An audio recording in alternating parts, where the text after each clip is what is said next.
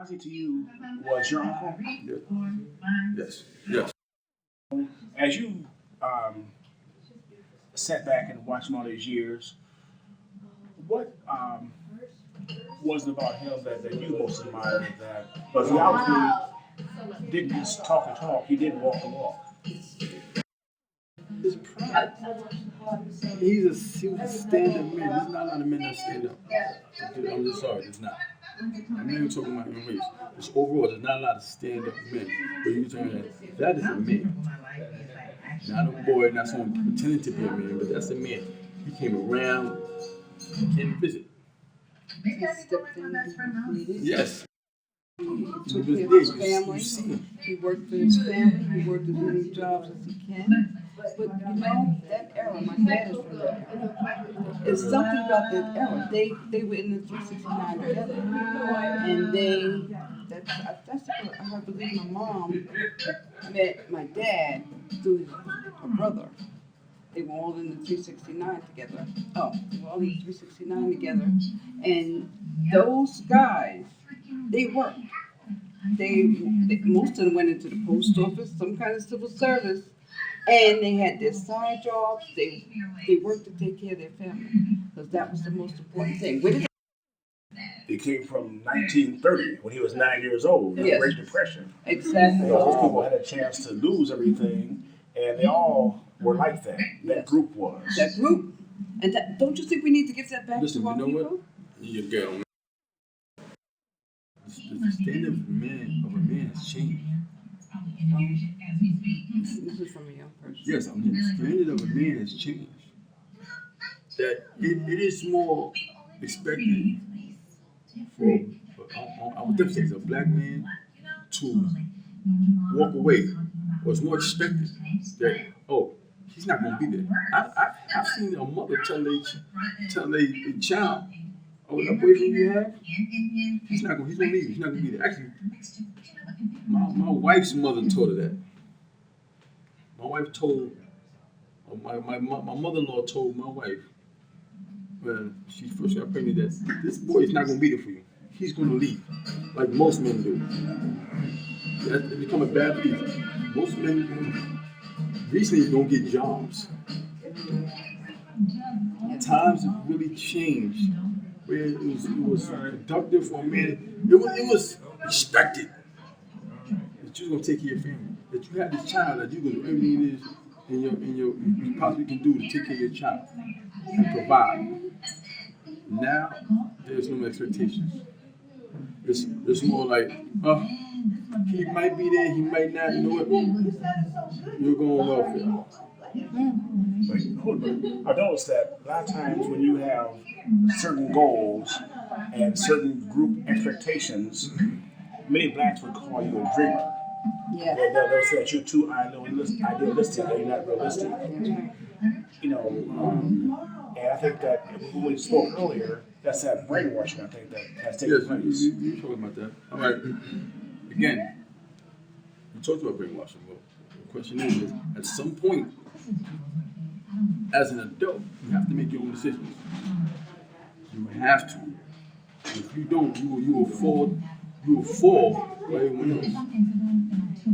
Because it's like someone telling you, you never be nothing, or you can never learn, you can never do this. And if you believe it, you will never learn. You never do nothing. Look at the slaves. But if you take the time when you say that, look at the slaves. You can't read.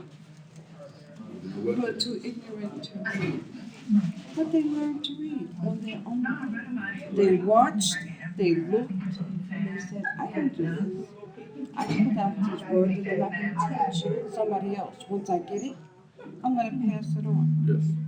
That's a difference. That's a big difference. What do you think about that? That's right. That's the point. You have to make that. Nah, I really can't believe that. And take the step to say, I want to try something different. Because once you try something different and you see that, it's kind of hard, but I was able to do it, then it makes you want to do more. But if you never try, you will never succeed. If you never put the attempt to do something different, you always fall into the same rut. I just believe that. All right, well, last question here for you then. All right, again, as you look back over your lineage to your uncle and to your mom, you know, and knowing the fact that the time period that we're talking about, if blacks were rated, they get killed. They were told that they were inferior and ignorant and all that kind of stuff, but if they didn't know how to read, they get killed. But here we are today, and people that don't want to go to school, they're dropping out of school. Is that not ironic? They forgot to leave out. That's ironic. That's a pointed question. Yes, that is. It's a great Because the question. stopping from that. But this is my honest opinion. People have become complacent.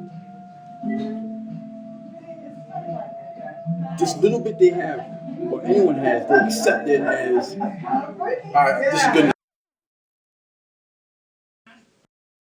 To get better. There's no struggle.